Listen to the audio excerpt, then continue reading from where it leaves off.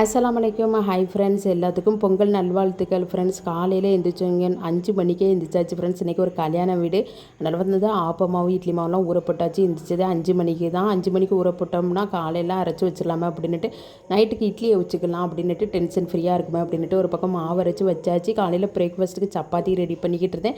என் தங்கச்சி பொங்கல் வந்து சக்கரை பொங்கல் கொண்டு வந்தாங்க. சாப்பிட்றதுக்கே நல்லா இருந்துச்சு ஃப்ரெண்ட்ஸ். கல்யாண வீட்டுக்கு போனோம்னா வேன் வந்து 10 மணிக்கு வந்துடும். அதுக்குள்ளேயுமே ரெடியாக ஆகணும். பிள்ளைங்களெல்லாம் ரெடி பண்ணி விட்டுட்டு அதுக்கப்புறம் நானும் என்னுடைய அவுட்ஃபிட் இதனுடைய ஹாப்பி வந்து புர்க்கா எடுத்துகிட்டு வந்திருந்தாங்க. இதான் ஃபஸ்ட் டைம் போட போகிறேன் ஃப்ரெண்ட்ஸ். நல்லாவே இருக்கும். இது நல்லா லூஸ் ஹேண்டாக இருக்கும், பார்க்கவே நல்லா லுக்காக இருக்கும். அதுக்கு ஏற்றாப்புல சாலும் எடுத்துகிட்டு வந்தாச்சு. அதுக்கப்புறம் வேனும் வந்துட்டு கொஞ்சம் ஃப்ரீயாக தான் இருந்துச்சு. வேனில் ஏறியாச்சு. ஏன்னா கொஞ்சம் லேட் ஆனாலுமே கூட்டம் எல்லோரும் சேர்ந்துருமா, அதனால் வந்து வேனில் வந்து இடம் கிடைக்காது. அதனால் பிள்ளைங்களை வச்சுக்கிட்டு நிற்க முடியாது அப்படின்ட்டு இன்றைக்கி சீக்கிரமாக போயாச்சு.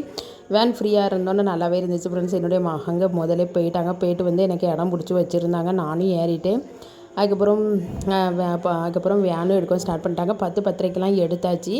அதுக்கப்புறம் மண்டபத்துக்கு போய்கிட்டு இருக்கோம். போனால் அங்கே பார்த்திங்கன்னா நல்லா பொங்கல் வந்து கோலம் நல்லாவே போட்டிருந்தாங்க. பார்க்கவே நல்லா இருந்துச்சு ஃப்ரெண்ட்ஸ். இந்த ஃபெஸ்டிவல் டைம், தீபாவளி, அதுக்கப்புறம் பொங்கலுக்கெல்லாம் நம்ம வந்து வெளியே போனோம். இந்த ஃபெஸ்டிவல் டைம் போனோம்னா நல்லாவே இருக்கும்.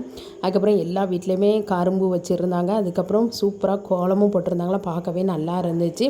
அதுக்கப்புறம் அதே கிளிப்பிங் எடுத்தாச்சு. ஏன்னா பஜாரில் வச்சு தான் தென்காசி மண்டபத்தில் வச்சு கல்யாணம், அதனால் வந்து அங்கேயும் போயாச்சு. அங்கே பார்த்திங்கன்னா சூப்பராகவே வாழை இலையை எடுத்து வாழை இலையில் தான் சாப்பாடு நல்லாவே இருந்துச்சு ஃப்ரெண்ட்ஸ். அதுக்கப்புறம் இது வச்சுருந்தாங்க, ஜாம் வச்சுருந்தாங்க, பிரெட் ஜாம் வச்சுருந்தாங்க. அதுக்கப்புறம் தயிர் சம்பல் ரெடி பண்ணியிருந்தாங்க. என் மகங்க வந்து அவங்க ஃப்ரெண்டோட வந்து ஃப்ரீ ஃபயர் விளாண்டுக்கிட்டு இருந்தாங்க. பிள்ளைங்களுக்கு வந்து ரொம்ப ஹாப்பியாக போய்ட்டு, பிள்ளைங்க ஸ்கூல் லீவில் இருக்காங்களா, அதனால் அவங்க ஃப்ரெண்டு எல்லாருமே வந்திருந்தாங்க. பிள்ளைங்க நல்லா என்ஜாய் பண்ணி வேனில் வந்து ப்ளூடூத்தில் வந்து செல்லை கனெக்ட் பண்ணி பாட்டு கேட்டுக்கிட்டே வந்தாங்க. நல்லா ஃபன்னாகவே போச்சு. எங்கள் ஊரில் இருந்து மண்டபம் வந்து போகிறதுக்கே 1/2 மணி நேரம் தான் ஃப்ரெண்ட்ஸ். அதனால் வந்து நல்லா பிள்ளைங்களுக்கு ஒரு ட்ரிப்பாகவே நல்லாவே இருந்துச்சு. ஏன்னா ஸ்கூல் டைம்னால் பிள்ளைங்க ஸ்கூல் போயிடுவாங்களாம். லீவு டைமில் வந்து நல்லாவே என்ஜாய் பண்ணாங்க. அதுக்கப்புறம் சொந்த பந்தங்கள்கிட்ட பேசிக்கிட்டு இருந்துட்டு அப்புறம் சாப்பிடக்கூடிய டைம் வந்துட்டு, அதனால் டைனிங் ஏரியாவுக்கு போயாச்சு. அங்கே பார்த்திங்கன்னா மட்டன் பிரியாணி சூப்பராகவே இருந்துச்சு ஃப்ரெண்ட்ஸ். நல்லா ஆவி பறக்க சூடாகவே இருந்துச்சு. அதுக்கு வந்து நல்லபடி சாப்பிட்டுட்டு அப்படியே அம்மா வீட்டுக்கு வந்தாச்சு. அம்மா வீட்டு முன்னாடியே இறங்கியாச்சு வேனில்.